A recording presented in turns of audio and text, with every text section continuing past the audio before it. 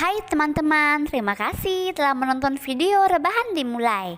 Hari ini Mimin mau review film anime Jepang yang bikin mewek loh. Jangan lupa siapin tisu ya. Langsung aja yuk kita ke filmnya. Tanggal 21 September tahun 1945, terlihat seseorang remaja laki-laki yang bernama Seita. Ia terlihat terduduk di stasiun kereta api dalam keadaan yang menyedihkan. Ia menatap ke bawah seperti seseorang yang pasrah akan hidupnya. Dia memikirkan rumahnya yang sudah tak ada lagi, dan Seita pun merasa tak ada apa-apa lagi yang membuat dia akan bertahan. Hingga jika ajal datang menjemput sekalipun, ia akan sangat siap. Tak lama kemudian Seita pun meninggal. Tak hanya dirinya yang seperti ini, di sana ada belasan orang yang memiliki nasib sama sepertinya.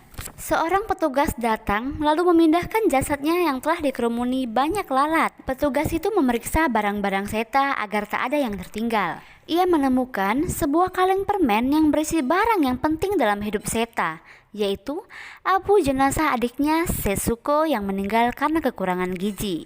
Petugas itu mengira barang tersebut tak berguna. Kaleng itu dilempar dan dibuang oleh petugas tersebut.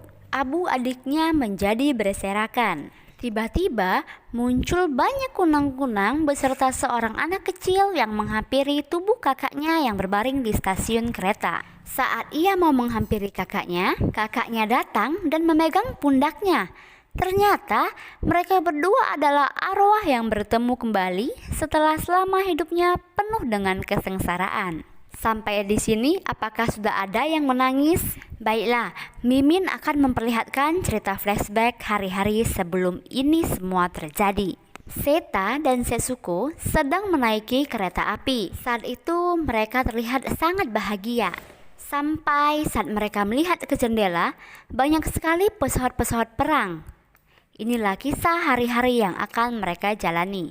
Terlihat kota Kobe berstatus darurat militer karena adanya serangan udara dari Amerika Serikat. Sera yang menggendong Setsuko berlari untuk menghindari hujan api itu. Keadaan kota kini sudah tak lagi aman karena banyak sekali hujan rudal dan mengakibatkan rumah penduduk di sana habis terbakar. Banyak sekali orang yang terluka maupun meninggal. Setelah mereka melihat serangan udara mulai mereda, mereka berdua pergi ke tempat penampungan, yaitu ke gedung sekolah, agar mendapatkan perawatan dan meminta biskuit ransum untuk mereka makan. Awalnya Seita mengira ibu sudah lebih dulu menyelamatkan diri di tempat yang aman.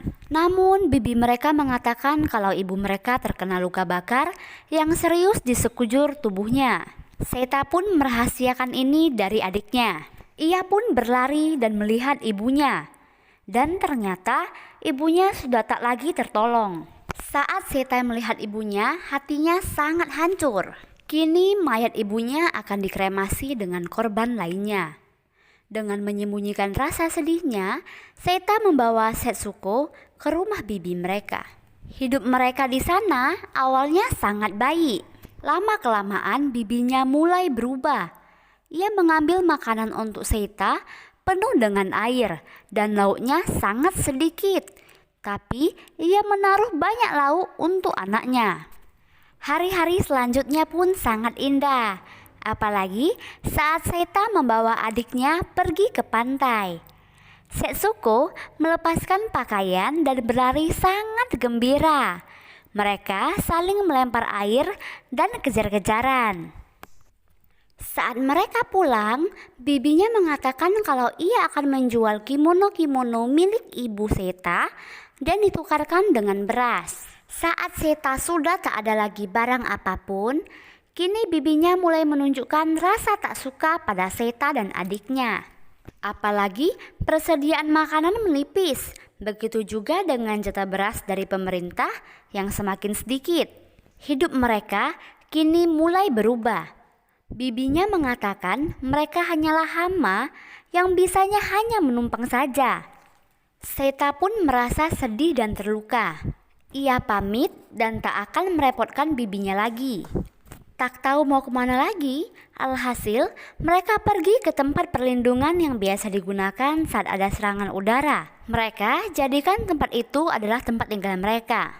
Seita membeli jerami dan alat masak untuk mereka bertahan hidup. Awalnya hidup mereka berjalan baik-baik saja, bahkan begitu manis. Seita begitu menjaga adiknya dalam kesusahan ini.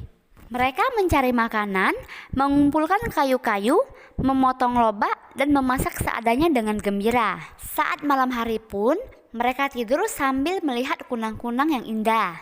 Keesokan harinya, Seita melihat adiknya sedang mengubur kunang-kunang. Adiknya mengatakan bibinya memberitahunya kalau ibu mereka sudah tidak ada lagi. Seita terkejut dan ia menangis sedih karena ia mengingat ibunya. Hari-hari pun berlalu. Kini persediaan makanan semakin menipis. Lalu petani pun tak mau menjual berasnya kepada Seita. Saat itu Seita menyisir rambut Setsuko. Banyak sekali kotoran dan badan adiknya merah-merah. Karena Seita dan adiknya kelaparan, ia pun mencuri makanan dari ladang petani, yang alhasil ketahuan oleh pemilik ladang, lalu dibawa ke kantor polisi. Seita dibebaskan oleh polisi itu sebab pemilik ladang telah menganiayanya sampai memar-memar. Saat Seita pulang, Setsuko berlari memeluk kakaknya. Ia melihat kakaknya menangis sesungguhkan, dan ia mengatakan bagian mana yang sakit. Singkat cerita, setelah kejadian kemarin, Setsuko mengatakan kalau ia sakit perut. Setsuko juga semakin kurus dan lesu. Seita langsung membawa Setsuko pergi ke dokter. Setelah diperiksa, Setsuko ternyata mengalami kekurangan gizi. Seita pun pergi mengambil uang di bank. Saat di sana, ia mendengar kalau mereka mengatakan Jepang telah menyerah dan pasukan laut tenggelam. Karena ayahnya di kapal itu, berarti ayahnya sudah tiada. Dengan perasaan yang luar biasa sakit, Seita melihat foto ayahnya sambil merenung. Sambil ia berjalan menuju pulang. Seita pulang sambil menahan luka di hatinya. Sesampai ia di rumah, saat itu ia melihat adiknya sedang mengemut kelereng. Dengan cepat, Seita mengeluarkan kelereng itu dari mulut adiknya. Tiba-tiba, Setsuko mengatakan kalau ia telah membuatkan nasi kepal untuknya. Betapa terkejutnya Seita saat itu melihat Setsuko. Seita mengambil semangka lalu menyuapi adiknya dan ia mengatakan ia akan pergi memasak bubur untuk dirinya. Beberapa saat kemudian Seita pun pulang. Seita melihat adiknya terkapar lesu.